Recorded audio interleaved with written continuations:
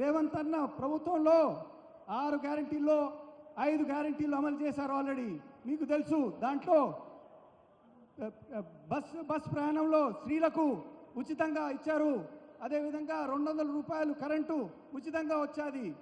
Gas cylinder 500 రూపాయలేమో ఇచ్చారనమాట.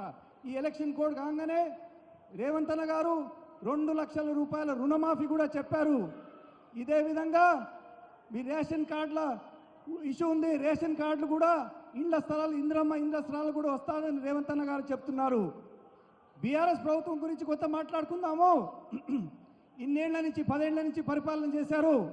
ఇండ్ల స్థలాలు అన్నారు, 1 లక్ష రూపాయల రుణమాఫీ అన్నారు, అది కూడా చేయలేదు. కాళేశ్వరం గురించి మీ అందరికీ తెలిసింది, అది మొత్తం కూలిపోయింది. 1 లక్ష కోట్ల రూపాయలు నష్టం జరిగింది. మన నెత్తి మీద ఎంత పెట్టారంటే 7 లక్షల కోట్ల రూపాయలు అప్పు పెట్టిపోయినారు రేవంత్ అన్న గారి మీద. బీజేపీ ప్రభుత్వం గురించి చర్చిద్దాం. కొత్త బీజేపీ ప్రభుత్వంలో కూడా గ్యారంటీలు ఇచ్చారు.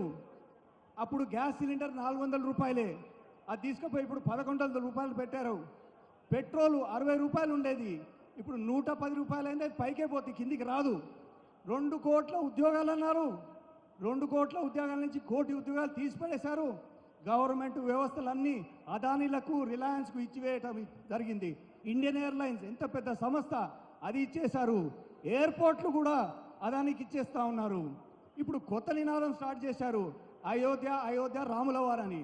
మరి రాములవారు మనకు లేరా? శ్రీరామనవమి చేసుకోమా?